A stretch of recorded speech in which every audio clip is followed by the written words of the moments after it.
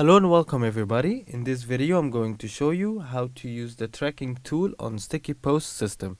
First you need to register and to create your account. After that you need to log into your account and access your own dashboard. And then you need to choose the competitors and influencers tracking tool. After that you will find yourself on your own dashboard. From here you will choose the platform of the competitor or influencer that you want to track.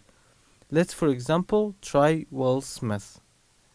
After you put Will Smith, press search.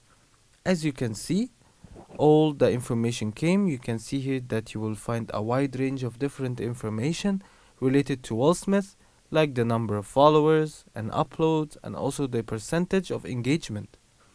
You will also get to see their top posts, their top mentions and their top hashtags as well.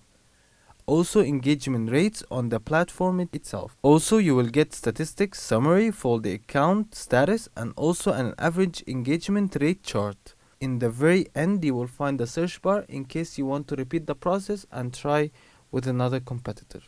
And this is how to use the tracking tool on Sticky Post system.